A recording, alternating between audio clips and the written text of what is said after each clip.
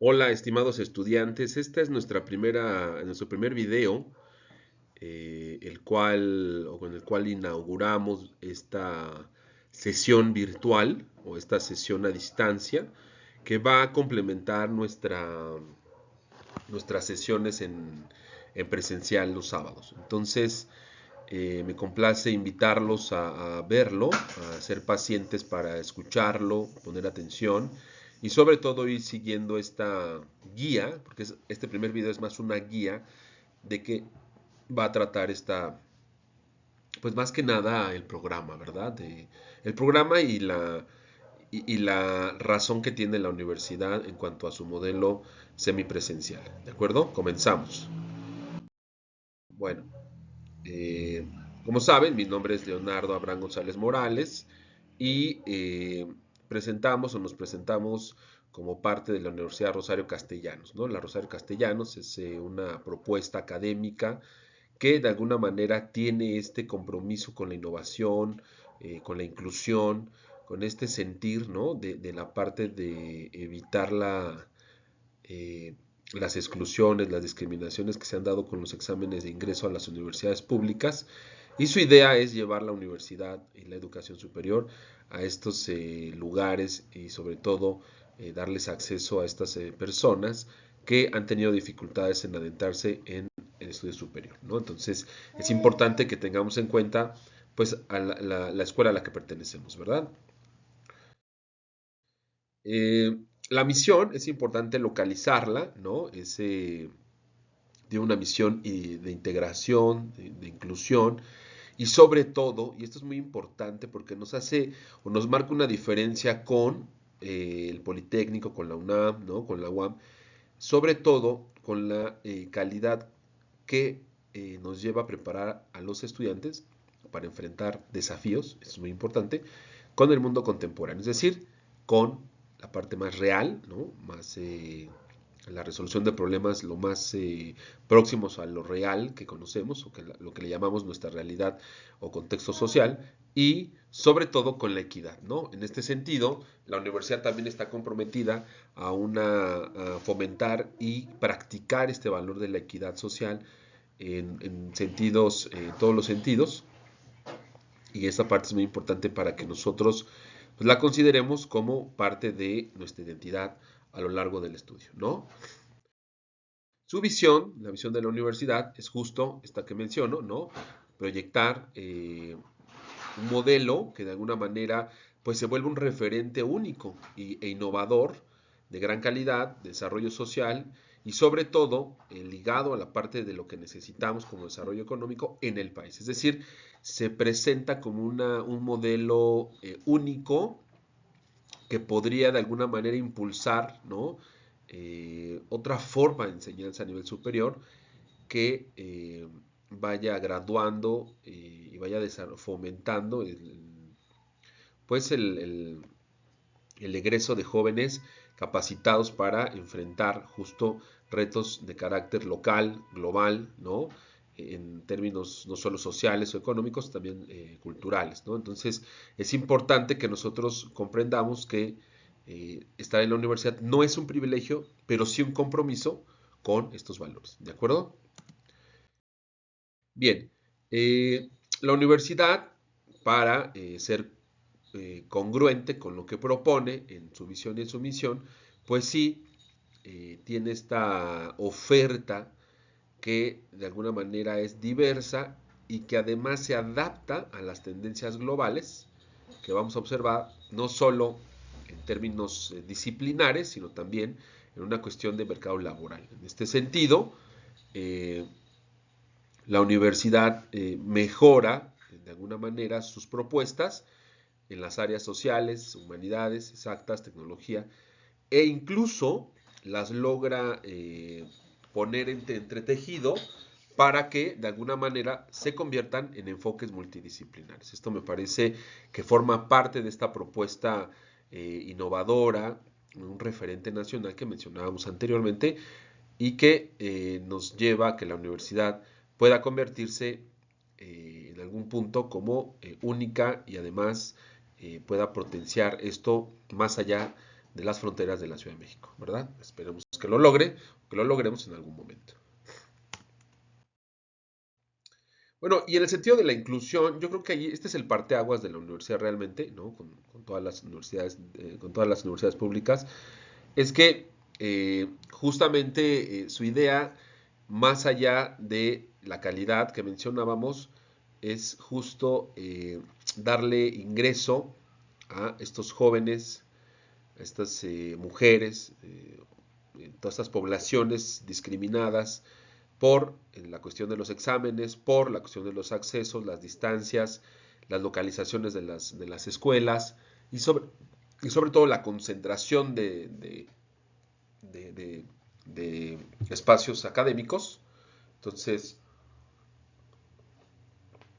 ejemplos podemos poner muchísimos, pero me parece que la universidad en este sentido, para poder enfrentar, más bien para poner práctica lo que menciona sobre ser un referente nacional y todos los valores que va argumentando en la visión, la misión y la oferta y todo esto que leímos anteriormente, en este momento, pues sí se vuelve una universidad inclusiva porque le da acceso a otro tipo de sectores de la población marginados, excluidos de la educación superior, pero además logra colocar sus espacios académicos en estas márgenes que regularmente pues vemos sin universidades, ¿no? Milpalta, Álvaro Obregón, Magdalena Contreras, Gustavo Madero, ¿no?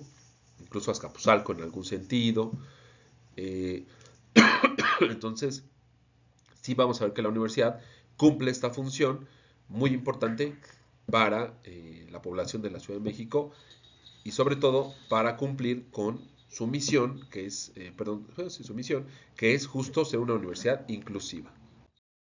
Y bueno, finalmente la innovación, que como vamos a ver, aquí se trabaja muchísimo con las tecnologías y sí podría de alguna manera eh, estar orgullosos, ¿verdad?, de que es una universidad que adapta muy rápido a las tecnologías de vanguardia, no solo para la enseñanza, sino incluso para fortalecer, ¿no?, la práctica tanto docente como estudiantil, y eso le permite ser un referente no solo en términos académicos, también en términos tecnológicos, y que además esta tecnología debe aprovecharse para atacar problemas sociales, ¿no?, de nuestro país, que necesitamos muchísimos resolver muchísimos conflictos de este tipo.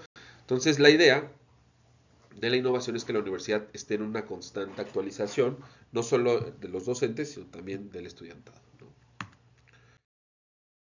Y bueno, finalmente, la universidad, o podemos traducir, ¿no?, que la universidad es una institución cuyos fundamentos tienen como base la misión de ofrecer una educación de calidad inclusiva e innovadora. Ese sería como nuestro eslogan, ¿no? O sea, como lo que realmente nos hace sentirnos orgullosos dentro de la universidad, y su visión justo es formar profesionales capaces de contribuir al desarrollo sostenible y equitativo de la sociedad, una oferta académica diversa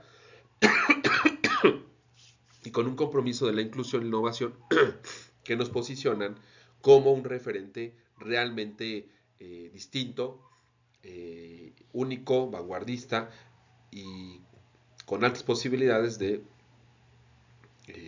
ser, ¿no?, una, una escuela que se replica a nivel nacional, ¿no? Bueno, en este sentido, pues habría que estar muy orgullosos de estar en la universidad y de alguna manera sentirse atraídos por esta eh, propuesta, ¿no?, que nos posiciona como, decía yo, un referente escolar. Entonces, espero que muchos de ustedes se sientan orgullosos, que de alguna manera, pues, sepan que están en un espacio, pues, donde todos nos esforzamos por mejorar en muchos sentidos, semestre a semestre, para cumplir con esta parte de la referencia, ¿no? Entonces, de verdad son bienvenidos, les agradezco mucho que estén con nosotros, siéntanse, reitero, muy orgullosos de estar en la Rosario Castellanos, y bueno, pues vamos a avanzar, ¿no? Ahora, es importante que entendamos qué es el modelo semipresencial. El modelo semipresencial es, es una, como lo dice, es una estructura, ¿no?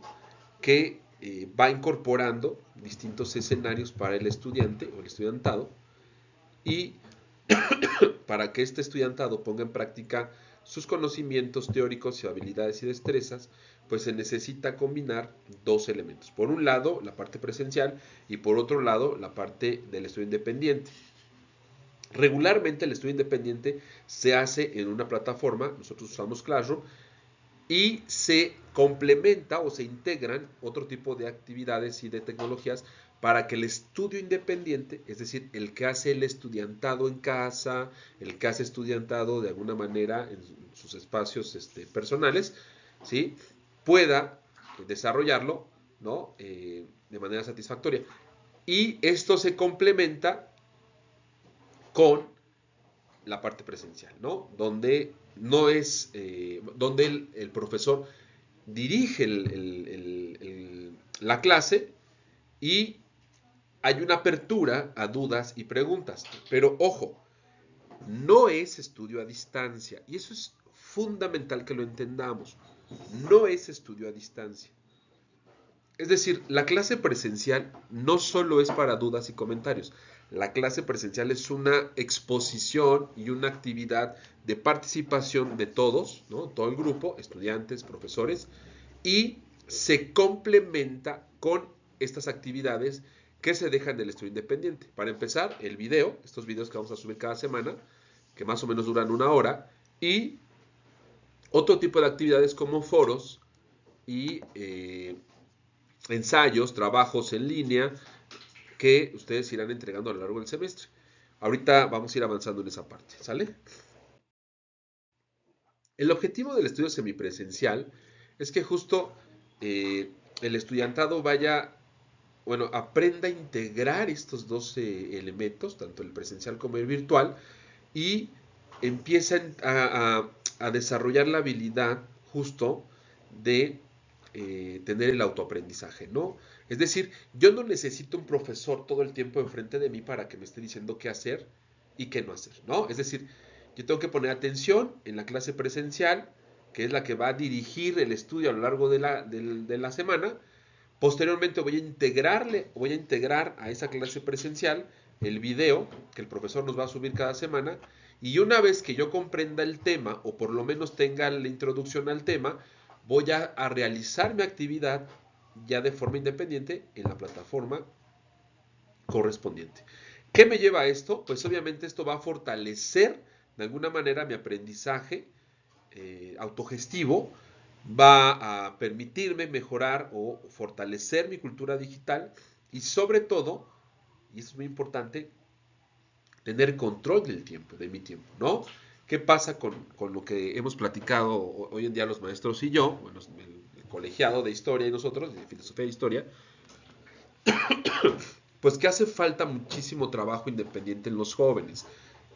Este modelo específicamente fortalece la autogestión del aprendizaje. Entonces, personalmente me parece de las propuestas más innovadoras de la Rosario Castellanos, siempre y cuando docentes, estudiantes y administradores o administrativos cumplan sus funciones correspondientes, ¿no? Entonces, porque por un lado, si las cumplen, logramos fortalecer realmente la cultura digital, el autoaprendizaje, ¿no? El control del tiempo, pero si alguno de los elementos falla, sí puede agravarse el problema, ¿no? Entonces, en este sentido, yo le diría al estudiantado, cumplan esta parte del objetivo del estudio en el modelo semipresencial y ya observaremos que al final del semestre tendríamos estos fortalecimientos, ¿no? Del estudio o la autogestión. Bueno, eh, vamos a saltar ahora a parte medular de la propuesta de la Rosario Castellanos, ¿no? Que es el problema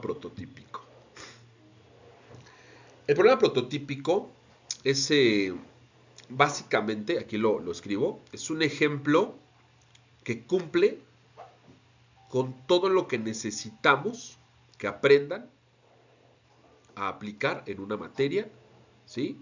A partir de una situación real. Todo se puede problematizar, todo, ¿no? Pero no todo es un problema. Eso es muy importante que entendamos. El problema surge cuando los cuestionamientos eh, nos permiten, de alguna manera, dudar o plantear dudas razonables sobre algún fenómeno, alguna situación, ¿no? Eh, el boom digital, por ejemplo, el universo digital, no es un problema a priori. O sea, es decir, no es un problema así, ¿no? De la nada. No es un problema de principio, ¿no? El boom digital se vuelve un problema cuando eh, dejamos de percibir lo que es un discurso que habla sobre la realidad tangente, o por lo menos la realidad que tenemos de realidad, y lo que la gente deja de, lo que las personas empiezan a percibir como realidad a partir de discursos meramente virtuales. ¿Qué quiere decir esto? Eh, las lecturas sobre por ejemplo, la realidad política, ¿no? Que es lo que está más en boga, se hacen o las podemos hacer a partir de lo que observamos, ¿no? De cómo funciona el Estado, los gobiernos.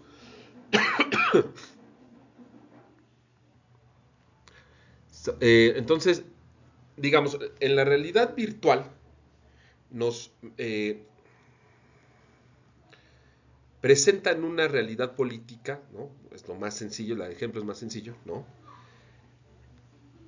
Y de pronto en el discurso nos empiezan a contar, ¿no? De manera a través del boom digital, una idea de lo que es el gobierno, el Estado y sus funciones. Cuando nosotros, a partir de la observación y nuestras actividades de la vida cotidiana, sabemos que es otra, ¿no? Entonces, por ejemplo, podrían decirnos, en México la basura no es un problema porque se han implementado leyes, ¿no? De separar la basura. Y entonces comienzan a inundar justo, ¿no? En este boom digital, eso es el boom digital, en todas las redes, en todos los espacios virtuales, nos empiezan a inundar de mensajes donde observamos justo dos personas que separan la basura, ¿no?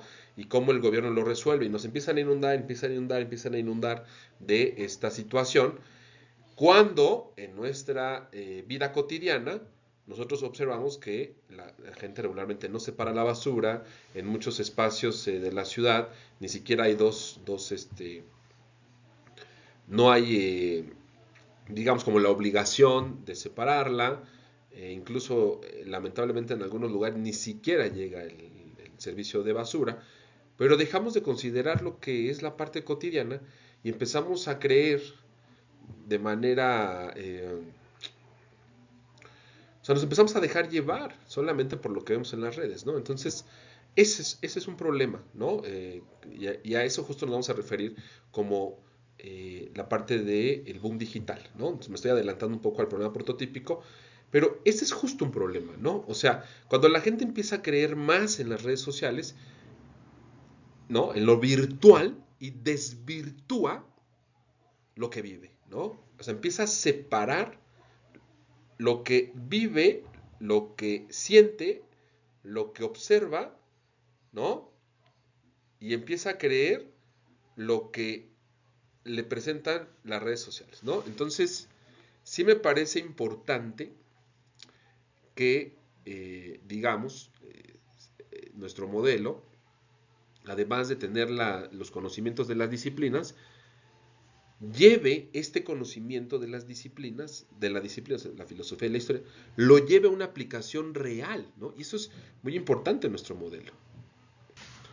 Entonces la idea es profundizar justo en estas aplicaciones que tienen nuestras asignaturas, ¿no? Bueno, primero como disciplinas, filosofía e historia, y luego las distintas asignaturas, teoría de la historia, filosofía de la historia, historiografía, problemas ontológicos, ¿no? Todas las asignaturas deben tener una forma de atacar este problema, ¿no? Entonces, esa forma de atacar el problema se llaman incidentes críticos, que es del gran problema vamos a aterrizar, digamos, ¿no?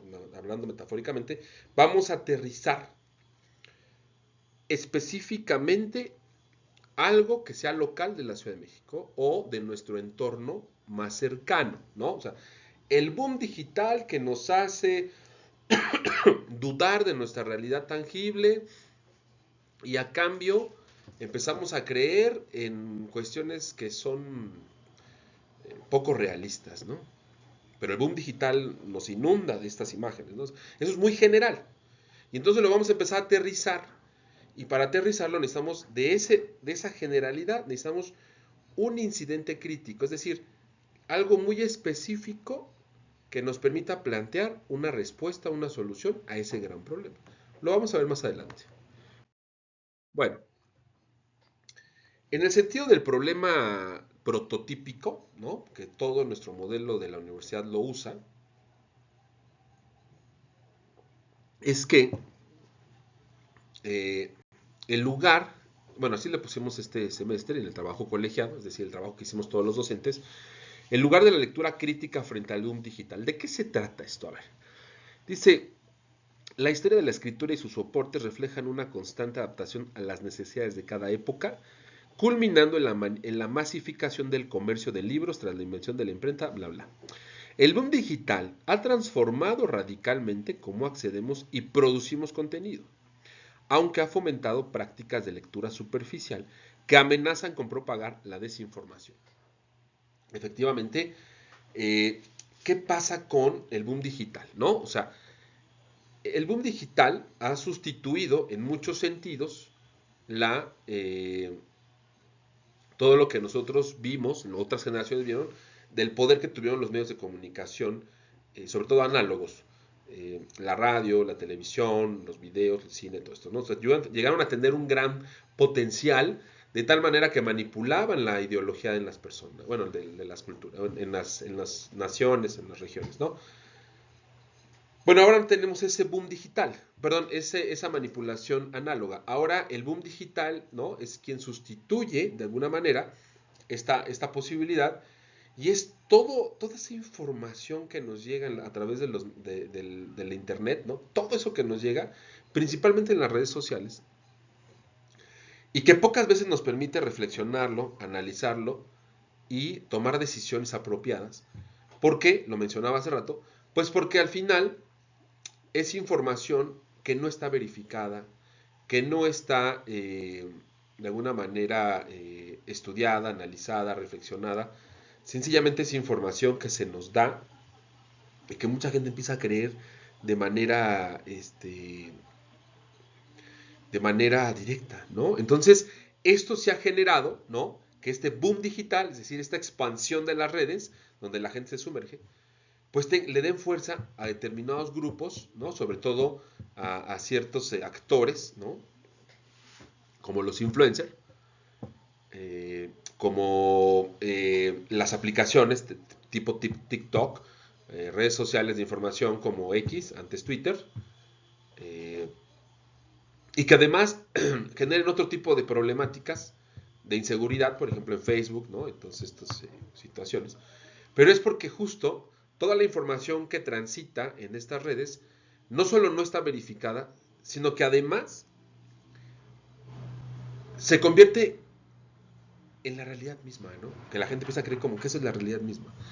Y bueno, eso es lo que nosotros pensamos, que el boom digital pues, sí se vuelve un problema cuando desvirtúa lo que la gente realmente vive o cree, ¿no? Y entonces se empieza a imponer la idea de la verdad, la idea de la historia, la idea de la filosofía, se empieza a imponer a partir de lo que se dice en las redes, ¿no?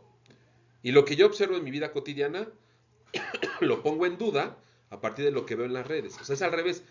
Ya no observo y aplico a través de mis sentidos. Ahora voy a la red y lo que me dicen las redes es lo que aplico en la vida cotidiana, ¿no? Ese es como un problema general y que tendríamos que atacar, decimos nosotros, desde la lectura crítica, ¿no? ¿A qué nos referimos con lectura crítica? Justo a esta parte donde somos capaces de dudar de lo que leemos y somos capaces de buscar información para contrastar, para negar, aceptar e incluso responder a lo que vemos en estas redes sociales, ¿no?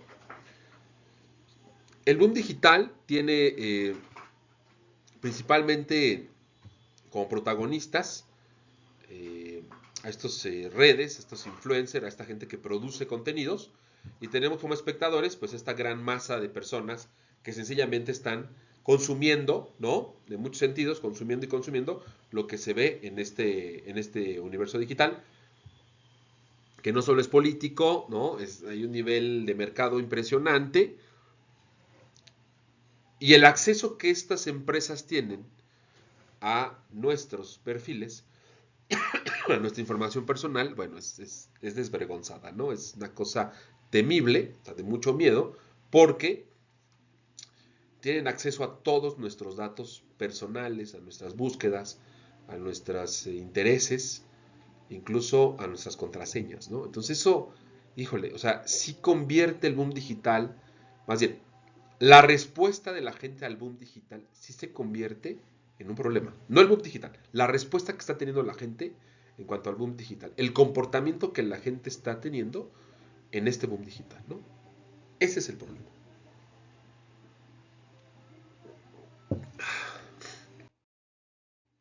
Bueno, y por supuesto que hay gente que está dirigiendo estos discursos, ¿no? Estas búsquedas, estas eh, comerciales, estas cuestiones de publicidad, de mercado, hay gente que lo está desarrollando, ¿no?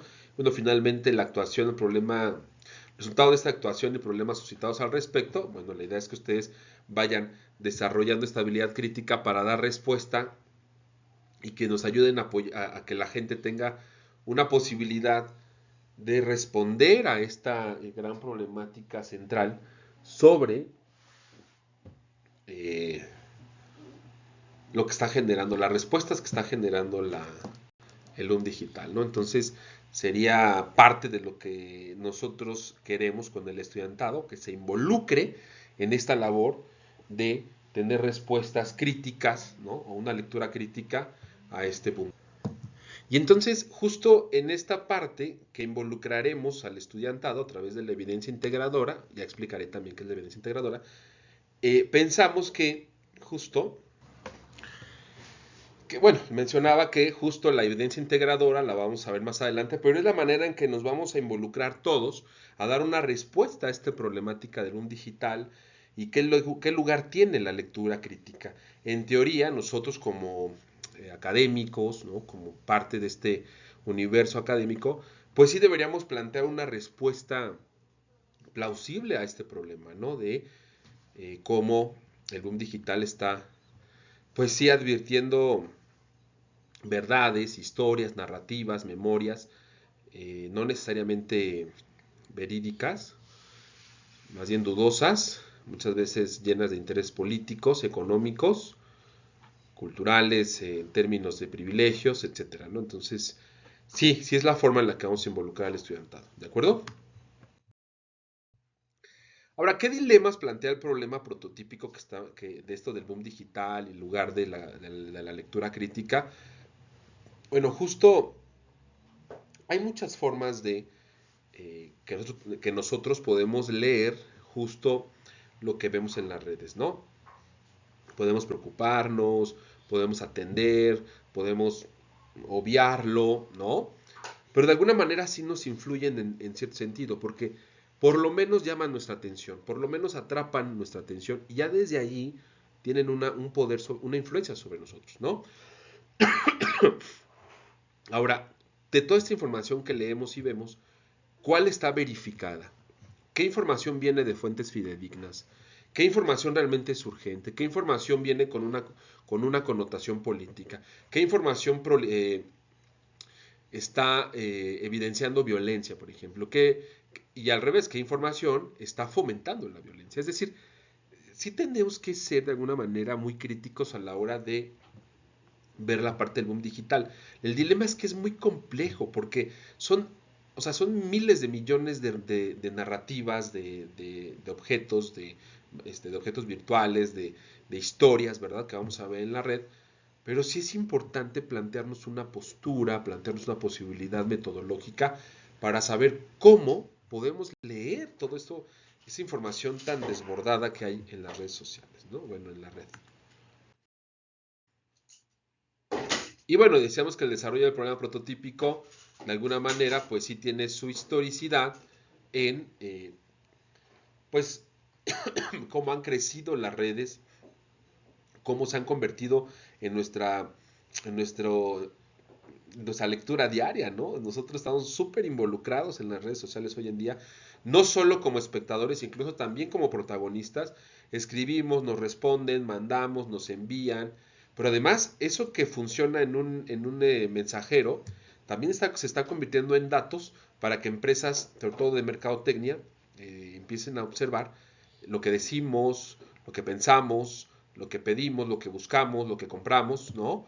Y a partir de eso también empiezan a influir en nuestro campo visual dentro de la red. O sea, eso es parte del boom digital, no nada más es las narrativas y las historias y los discursos, también es todo lo que observamos, ¿no? Las imágenes son poderosas, los videos son poderosos, entonces sí es importante que nosotros vayamos planteando la posibilidad de tener un tipo de lectura crítica frente a este boom digital, ¿no? Ahora la pregunta sería, ¿cómo generar una lectura crítica frente a este boom digital, ¿no? ¿Qué lugar tiene la lectura crítica? Porque parece que no hay lugar para una lectura crítica, pues está tan desbordada la información y todo lo que vemos que sencillamente parece imposible. Y entonces, y esto tengo que agradecerle a la compañera Elisa, la maestra Elisa, que es de nuestro colegio, o sea, es de nuestro grupo de maestros, que ella decía, parecería que tener una lectura crítica frente a este boom digital es una actitud revolucionaria, ¿no? ¿Por qué revolucionaria? ¿Por qué es rebelde? Nos estaríamos convirtiendo en estudiantes y maestros rebeldes frente a ese boom digital, ¿no? Que forma parte de lo que es también ser académico. Nos rebelamos frente a esa masificación del pensamiento, ¿no? Entonces, sí es importante que ustedes lo vayan comprendiendo, ¿no? Ahora, ¿cómo lo vamos a aterrizar en teoría de la historia? ¿No? Eso también es muy importante que lo comprendamos. Habíamos dicho, hay un problema prototípico, ¿no? Y lo voy a aterrizar en un incidente crítico, para después elaborar una evidencia integradora. El incidente crítico es la forma en la que yo lo voy a aterrizar en algo local o en algo cercano a mi realidad. Eso del boom digital, en lugar de la lectura crítica, yo lo tengo que aterrizar en algo más cercano a mi realidad cotidiana o mi realidad local, ¿sale? ¿Cómo lo voy a hacer? Ah, pues muy sencillo. Dice, las luchas discursivas sobre la verdad, entre comillas, histórica, ¿no? Del palco presidencial al giro lingüístico. ¿A qué me refiero con verdad? Ah, la idea de la verdad es este elemento implícito en el que parecería que todo discurso ha sido validado, es correcto y verificable en un término lógico. La pregunta sería, ¿todos en Internet hablan con la verdad? Es decir, ¿todo lo que yo veo es un argumento? Esa es la primera pregunta. Por eso dice verdad. Luego el palco presidencial, es decir, esta historia oficialista que nuestro presidente ha estado fomentando. No tengo nada contra el presidente, ¿no? Yo voté por él, lo digo abiertamente. Pero vamos, en cuanto a la historia, difiero en cuanto al discurso histórico que él ha mencionado, ¿no? Y es ahí donde va a empezar nuestro incidente crítico. Es algo muy local, lo escuchamos, ¿no? Cómo ha propagado, ha hecho propaganda eh, de un discurso donde parecería que hay héroes y villanos, ¿no? Los héroes son los mesoamericanos, los villanos son los españoles, y entonces eso ha generado tensiones hasta políticas. Aquí la pregunta sería, ¿y de verdad no hay elementos para poder poner en duda ese discurso? Y el giro lingüístico es una corriente historiográfica de los años 70 que nos dice que es importante revisar no solo la historia, sino cómo se escribe la historia, qué es lo que se dice de la historia, cuáles son los intereses detrás de la palabra villano, villano, héroe, español, colonización, o sea, qué es lo que está detrás de todos esos conceptos, sobre todo de personajes o de autores como Hayden White, como Paul Ricoeur, como Derrida, ¿no? Es una forma en la que vamos a tratar de hacer una revisión discursiva de la historia, ¿no? No nada más en elementos, no se trata de solo observar archivos y elementos, también se trata de entender el discurso, analizarlo, ¿no? Por eso el giro lingüístico, es decir, lo vamos a hacer a partir de lo que nos enseñan autores, reitero, como Hayden White, ¿no? Cómo analizar el discurso histórico. Bueno, y en general, ya lo mencionaba, ha habido una idea de verdad histórica muy propagada desde el palco presidencial y nosotros como historiadores pues tenemos que de alguna manera estudiarlo, analizarlo, ponerlo en duda, ¿verdad? Y saber pues qué intenciones tiene, por qué se da tanto esta división de héroes villanos, ¿no?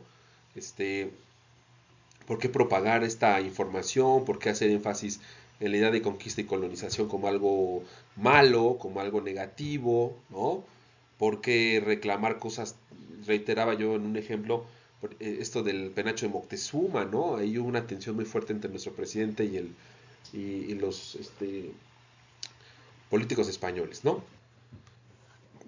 Y entonces, o sea, ese es como un discurso histórico puede generar un problema diplomático, ¿no? Y nosotros como historiadores tendríamos la posibilidad de plantear un análisis discursivo, ¿no? ¿De veras el penacho era de Moctezuma? Es una buena pregunta, ¿no? ¿Por qué lo estamos reclamando? Bueno, ¿por qué lo está reclamando el presidente? ¿Cuál es la idea de tener un penacho original en México? ¿No? O sea, ¿qué representa? ¿Qué tipo de símbolo, qué tan simbólico es? ¿No? Y yo agregaría uno más, porque hablamos de héroes y villanos, malos los españoles, buenos los indígenas, y nuestras comunidades indígenas, digo nuestras, que nos apropiamos del discurso también, siguen marginados y en la pobreza extrema, ¿no? Entonces, híjole, o sea, hay muchos elementos para ir planteando los análisis del discurso, ¿no? Algo que nos enseñó justo el giro lingüístico. Bueno, finalmente el planteamiento es justo que cuando surge este boom digital, pues estos discursos, de muchos sentidos históricos, ¿no? Comienzan a propagar historias poco verificadas, ¿eh? O sea, la gente, yo conozco personas que empiezan a creer de pronto fantasías históricas que no tienen un respaldo real, ¿no? O sea, hay gente que empieza a decir que somos herederos directos de los aztecas, que los españoles fueron malos, muy malos, requete malos, y entonces podemos limpiarnos de esa sangre. O sea, he escuchado cosas poco fantasiosas, pero bueno, es lo que la gente empieza a creer porque en el boom digital se han colocado muchísimos discursos históricos poco críticos, es decir, poco verificables, sin argumentos, sin esta parte de la verdad, ¿no?, que nosotros buscamos, que eso es importante reconocer como falsos, ¿no? Pero que empiezan ahí a tener influencia en la gente, ¿no? Y bueno, la idea es que ustedes como estudiantes, de alguna manera, tengan este beneficio de pues empezar a analizar no solo fuentes históricas, sino además localizar fuentes primarias y secundarias, se sientan atraídos para analizar discursos históricos y justo vayan observando que la lectura crítica es parte de nuestro trabajo como historiadores, ¿no? O sea, no solo es poner en duda cosas, sino también es tener los argumentos, tener la información, tener las bases, tener las fuentes que me permiten, ¿no?, hacer una lectura crítica sobre estos discursos a los que de pronto la gente empieza a creer como verdades a priori, ¿no? Verdades de principio, sin siquiera poner en duda en algún punto, ¿no? Y bueno, finalmente esto nos llevaría a que ustedes como historiadores puedan llevar en algún momento lo que aprenden en teoría de la historia, lo puedan llevar a una aplicación directa al boom digital, es decir, algún trabajo, podemos poner un sitio web, podemos poner la mañanera donde habló nuestro presidente sobre este tema de la historia, que sería lo más probable que hagamos, o donde se menciona en los periódicos, o donde se publicó su verdad, ¿verdad? Donde se publicó su verdad histórica del palco presidencial y analizarlo con la metodología del análisis del discurso, ¿no? Y eso es prácticamente lo que nos permitiría llevar lo que aprendemos en la clase a una aplicación directa del conocimiento, ¿no? Y bueno, finalmente, estas son preguntas muy importantes que nos van a ayudar a ir orientando nuestra investigación, bueno, nuestro trabajo. ¿Cuáles son las fuentes principales? ¿No? ¿Cuáles son las principales diferencias entre la narrativa histórica predominantes contra los relatos identificados? ¿Cómo se pueden evaluar críticamente las fuentes? ¿Cómo han influido los contextos políticos, sociales y culturales en la aceptación o rechazo de las diferentes versiones de la historia? ¿Qué grupos o individuos han sido marginados o ignorados de la versión dominante de la historia? ¿Cómo puede la lectura crítica enriquecer nuestra comprensión del pasado, etcétera? ¿No? O sea, estas son las preguntas que van a enriquecer muchísimo u orientar muchísimo nuestro trabajo en cuanto al problema prototípico, ¿no? Entonces es importante que las vayamos analizando para ver si darle respuesta nos van a permitir de alguna manera ir avanzando rápido en cuanto al trabajo eh, del problema prototípico y específicamente en la asignatura de nuestro incidente crítico. Ahora, ¿cómo se trabaja esta parte o cómo demostramos que trabajamos el problema prototípico y de ahí su incidente crítico en la asignatura? ¿Cómo lo demostramos? ¿Cómo demostramos que sí abordamos el problema prototípico? Pues justo lo vamos a hacer a partir de un elemento que se llama evidencia integradora. ¿Qué es la evidencia integradora? La evidencia integradora es un producto académico final donde el estudiante o el estudiantado trabaja en cada asignatura un incidente crítico. En teoría de la historia, vamos a trabajar lo del palco, el problema del palco presidencial, el giro lingüístico, esto que ya les dije, ¿no? Eso es lo que vamos a trabajar en teoría de la historia. Pero en historiografía van a trabajar otra cosa. En lógica, en argumentación y lógica van a trabajar otra cosa. Entonces, en cada asignatura van a trabajar un incidente crítico. Y todos esos incidentes críticos, que son 6, están ligados al problema prototípico. Digamos, es el gran problema prototípico y de manera particular sus incidentes críticos, que son 6 asignaturas. Bueno, ¿cómo demuestro que trabajé en cada asignatura trabajé el incidente crítico y de esa forma, al trabajar en las 6 asignaturas cada incidente crítico, automáticamente o de manera inferencial trabajé todo el problema prototípico? Pues lo voy a demostrar a partir de un producto. Entonces, esa es la forma en la que vamos a mostrar o demostrar, ¿no?, cómo trabajamos esta parte del problema prototípico dentro de estos incidentes críticos, justo con un producto, mencionaba yo ya varias veces, y ese producto para este semestre específicamente va a ser un periódico escolar. ¿De qué se trata este periódico escolar? Bueno, cada incidente tendrá que desarrollarse, investigarse, plantearse no solo los problemas, perdón, no solo las preguntas orientadoras, sino también una serie de investigaciones, ¿no? Ya cada docente les irá diciendo, en el caso de teoría de la historia hay una rúbrica justo para entender que después de analizar, explorar, trabajar mi incidente crítico, de comprender el problema prototípico, tengo que elaborar esta evidencia integradora. Y como su nombre lo dice, es una evidencia que se integra de distintos elementos. ¿Qué quiere decir esto? Que en cada asignatura voy a trabajar un elemento. ¿Cuántos elementos tiene mi periódico escolar? Tiene 6 elementos, porque son 6 asignaturas. Entonces, cada incidente crítico tiene que responder o tiene que abordarse a partir de un elemento. En teoría de la historia, nuestra evidencia integradora, bueno, la evidencia integradora es general, es del periódico escolar, pero el elemento del periódico escolar que trabajaremos en teoría de la historia es el artículo. Bueno, vamos a regresar un poquito a qué es esto del periódico escolar, ¿no? El periódico escolar específicamente trabaja en el apartado de historia, justo pues todo este manejo de fuentes, ¿no? Esta parte de análisis de la información, esta verificación, la argumentación, la escritura, la, eh, la forma en la que nosotros vamos a ir respondiendo a nuestras preguntas, nuestros dilemas, ¿no? Planteados en el incidente crítico. Todo eso tiene que ir como parte de la evidencia integradora del periódico escolar, ¿no? Y miren, aquí estoy poniendo justo lo que le corresponde a cada asignatura.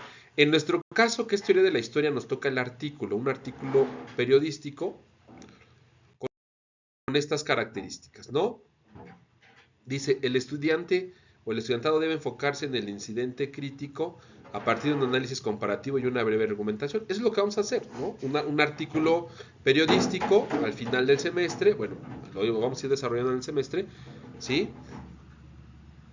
Donde quede claro que ese, como estudiante, hizo un análisis crítico, un análisis comparativo, y que mi análisis comparativo tenga una breve argumentación. Lo iremos desarrollando, yo los iré revisando y les iré dando retroalimentación para que esto se lleve a cabo, ¿no?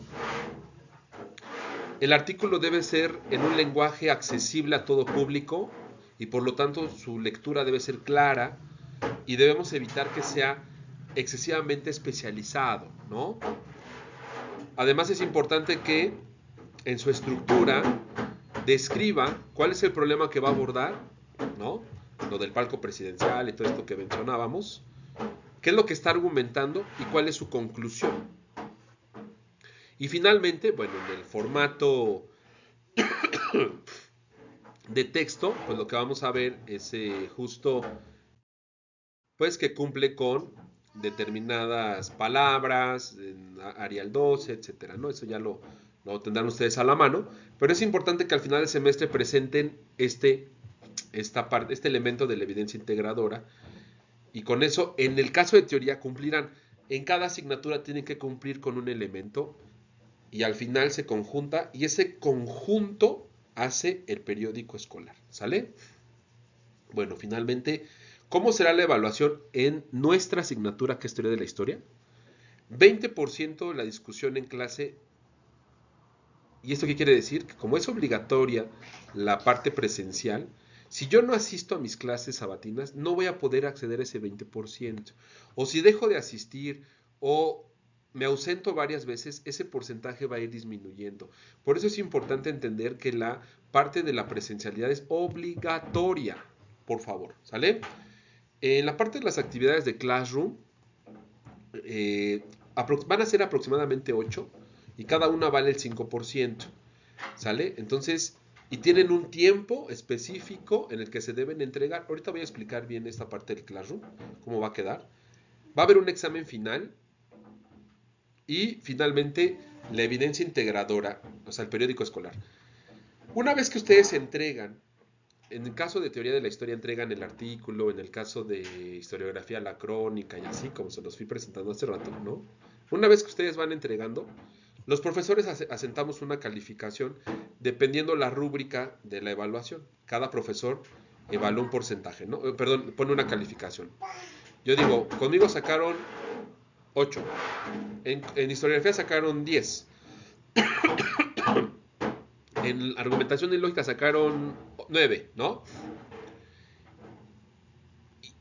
Y entonces al final, el promedio de lo que le fuimos asignando cada uno de los docentes es el porcentaje, es el porcentaje que se les va a dar en el apartado evidencia integradora. Es decir, conmigo sacaron 8, con historiografía 9, perdón, 10 y con argumentación 9. El promedio de esas tres, es un ejemplo, ¿eh? El promedio de esas tres es 9. Ah, entonces tu evaluación final de evidencia integradora, solo de la evidencia integradora, sería 9, porque es el promedio de todas las asignaturas. Solo del porcentaje de evidencia integradora. Reitero, solo del porcentaje de la evidencia integradora. El resto de la evaluación lo asigna el docente conforme al desempeño del estudiante, ¿sale? O sea, el resto del 70%. Hay que entender bien esa parte, ¿sale? Y bueno, finalmente, ¿qué es lo que yo voy a encontrar en mi Classroom? Pues voy a encontrar un programa, la planeación de clase, el programa prototípico, el incidente crítico, la evidencia integradora, las actividades, su instrumento de evaluación, que es rúbrica o lista de cotejo, las lecturas, los videos, el material complementario con el que puedo aprender mucho más, puedo profundizar los temas, y finalmente algunos anuncios institucionales. Es todo lo que yo voy a encontrar en mi Classroom. Cuando haya un foro, yo lo pondré y de alguna manera no es un chismógrafo, eso es muy importante. Yo evito usar redes sociales con los estudiantes porque se prestan para muchas interpretaciones. Prefiero que todo sea formal, institucional y a través del Classroom, ¿de acuerdo? O correo, mi correo electrónico. Ahí está, también lo van a poder ver en el Classroom, ¿sale? Bueno, finalmente, ya para cerrar, pues les dejo unas notas que son importantes para que las consideren. La clase presencial sabatina es obligatoria, jóvenes, por favor, hay que meternos esto como parte de nuestra disciplina académica. Las actividades de estudio independiente, es decir, las que yo realizo en el Classroom, tienen una fecha límite de entrega, hay que respetarla. Los materiales complementarios apoyan significativamente el estudio, significativamente el estudio independiente, sí, para eso son complementarios, ¿no? Eh, hay que darnos tiempo de verlos, aunque sea de echarles una ojeada, ¿no? Son videos, son blogs, pueden ser hasta canciones, películas, lecturas. O sea, no todos son libros, no todo es escrito. Hay muchísimo material como para complementar lo que aprendemos, ¿de acuerdo? Entonces, les pido que le echen ahí un ojito. La evidencia integradora es EI, la evidencia integradora se evalúa de forma colegiada, es lo que les decía, ¿no? El promedio de las asignaturas, y eso es lo que se considera como el porcentaje final para cada estudiante, dependiendo sus entregas en lo que saquen cada materia, ¿no? Y bueno, finalmente el trabajo del problema prototípico, el incidente crítico y la evidencia integradora, pues se tiene que ir haciendo a lo largo del semestre. En mi caso, lo van a observar, yo cada semana les pregunto y estoy muy incisivo en esta parte, ¿no? Chicos, entréguenme su borrador del artículo, entréguenme las fuentes que están analizando, me tienen que entregar el problema o qué es lo que están abordando dentro de su incidente crítico, qué analizaron de la parte presidencial, qué entendieron por giro lingüístico, análisis del discurso, qué se le está complicando con la metodología de análisis, etcétera. O sea, toda esa parte a lo largo del semestre la vamos viendo. ¿Por qué se los menciono? Porque eso nada más es una asignatura. Pero no deben permitir que en las asignaturas esto se vea hasta el final, porque entonces van a tener un exceso de presión o de estrés y entonces van a querer sacar toda la evidencia integradora o los distintos elementos en una sola semana. Eso va a ser imposible. Entonces, por favor, hay que trabajarlo a lo largo del semestre. Y bueno, finalmente la Universidad Rosario Castellanos, pues con mucho amor y mucho cariño, les digo, fue creada para ti, ¿no? Para todos ustedes. Y de verdad que nosotros, muchos de nosotros, estamos orgullosos de trabajar aquí, de que nos hayan dado la oportunidad y francamente ponemos nuestro mejor esfuerzo, estamos muy bien preparados, nos seguimos actualizando, muchos de nosotros somos investigadores y eso no deja de lado que nuestro amor a la docencia lo entregamos semana a semana, clase a clase, video por video, ¿no? Y no por el hecho de ser muy didácticos, de tratar de ser como muy dinámicos, eh, abandonamos como la parte de investigación, al contrario, tratamos de ser diferentes porque la universidad lo requiere, ¿no? Ya lo decía yo al principio, es una universidad que se convierte en un referente nacional para que no solo de inclusión, no solo de equidad, no solo de participación, ¿no? También es un referente de innovación. Entonces, en ese sentido, yo les pido, los invito a que se sientan, las y los invito a que se sientan orgullosos y orgullosos de estar aquí con nosotros en esta universidad tan maravillosa y que nos ha legado o nos legará muchísimo hacia el futuro. Bueno, pues esto sería todo. Les agradezco, reitero mi nombre, Leonardo Abraham González Morales. Encontrarán todos mis datos en el Classroom. Ya próximamente les mandaremos las ligas y iremos agarrando el ritmo semana a semana para que ustedes se sigan enamorando de la carrera, que además es una carrera fantástica, única en el país, si no es que hasta en el mundo, bueno, en el país por lo menos sí, si es única, filosofía e historia, nos va a convertir en una persona, en personas humanistas, súper profesionistas, preparadísimos para lo que requiere el mundo hoy en día. Muchísimas gracias, chicos, y les deseo una excelente semana.